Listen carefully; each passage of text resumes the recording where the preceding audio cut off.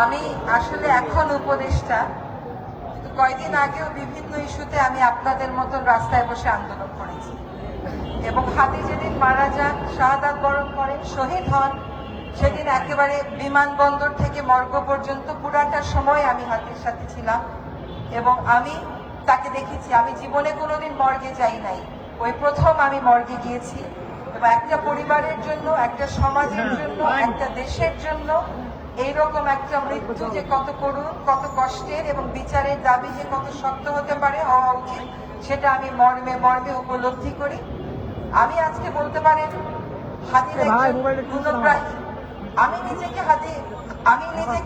নিজে হাদিকে আমার ভাই মনে করতাম এবং এখনটা মনে করি এবং দেশের জন্য তার শহীদ হয়ে যাওয়াটা, তাকে তো আমাদের আরো অনেক দিন প্রয়োজন ছিল, কিন্তু যেই মানুষের মৃত্যুতে 12 থেকে 15 লক্ষ মানুষ জানাজা পড়ে, সেই মানুষের মৃত্যুর বিচার আসলে একটা জাতীয় কর্তব্য। আপনাদেরকে আমি আশ্বস্ত করছি, অন্তর্বর্তী সরকার হয়তো আপনাদের মতন এখানে বসে নেই, কিন্তু অন্তর্বর্তী সরকার আমাদের শহীদ হাদিকে যারা খুন করেছে, সে সমস্ত চিহ্নিত খুনি, এর পিছনে যারা ছিল, সকলকে চিহ্নিত করে বিচারের মুখোমুখি করার জন্য কাজ করে যাচ্ছে। আপনাদের হয়তো মনে হচ্ছে কিছু জানছি না কেন, কিন্তু মনে রাখতে হবে আমরা কিন্তু একটা শত্রুপক্ষের মুখোমুখি দাঁড়িয়ে কাজটা করছি। ফলে যে তথ্যগুলো আমরা বলবো, সেগুলো যারা শত্রুকে কোনোভাবে শক্তিশালী না করে। এটা কিন্তু আমাদের শহীদ হাদিও বলতেন যে আমরা যেন এমন কোনো কাজ না করি যেটা আমাদের প্রতিপক্ষকে শক্তিশালী করে ফেলে। এবার আমরা ভবিষ্যতে কি করতে যাচ্ছি এই সম্পর্কে আপনাদের একটু ধারণা দিই। একটা হচ্ছে, আপনারা শুনেছেন যে সকল রকমের পরীক্ষা নিরীক্ষা শেষ করে এই হত্যাকাণ্ডের চার্জশিট সুনির্দিষ্টভাবে দেয়া হবে ইনশাআল্লাহ 7 জানুয়ারি 2026-এর মধ্যে।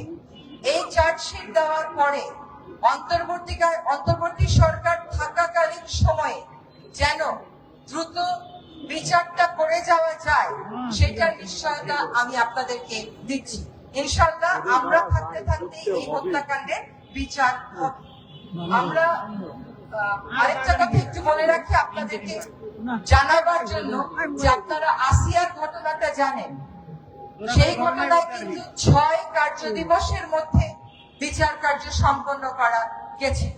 কাজে চার্জশিটটা যাতে আমরা নির্ভুল ভাবে দিতে পারি, নিখুঁত ভাবে দিতে পারি, সকল পরীক্ষা নিরীক্ষা শেষ করে যাতে কোথাও কোনো ফাঁকফোকর না থাকে, সেটা সম্পন্ন হয়ে যাওয়ার পর 7 জানুয়ারির পরে আমাদের সময়, দ্রুততম সময়ের মধ্যে এই নৃশংস হত্যাকাণ্ডের বিচার আমরা অবশ্যই করে যাব ইনশাআল্লাহ।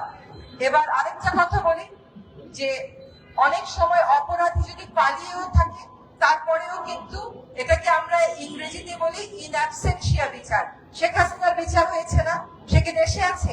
তারপরেও আমাদের সর্বান্তকরণ চেষ্টা আছে তার হাদিকে যারা শহীদ করেছেন, আমাদের কাছ থেকে কেড়ে নিয়েছেন, তাদেরকে যেন, তারা যদি বাংলাদেশ থেকে চলে গিয়ে থাকেন, তাদেরকে যেন আমরা অবশ্যই দেশে ফিরিয়ে আনতে পারি।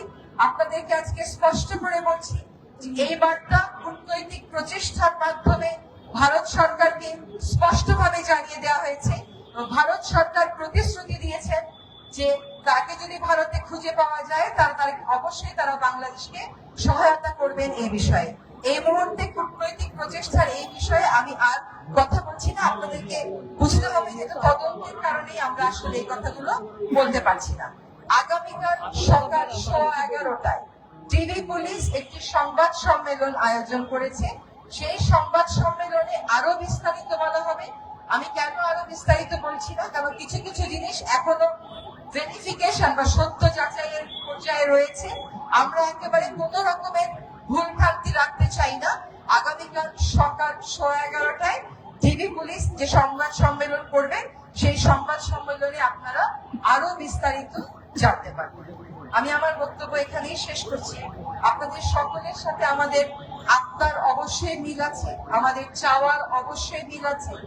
আমরা শহীদ হাদির পরিবারের সাথেও যোগাযোগ রাখছি। আমরা অবশ্যই এই বাংলাদেশের মাটিতে দ্রুততম সময়ের মধ্যে, অন্তর্বর্তী সরকার থাকাকালীন সময়ের মধ্যে আমাদের হাতিকে যারা মেরে ফেললো তাদের বিচার সম্পন্ন করে যাব। সবাইকে ধন্যবাদ।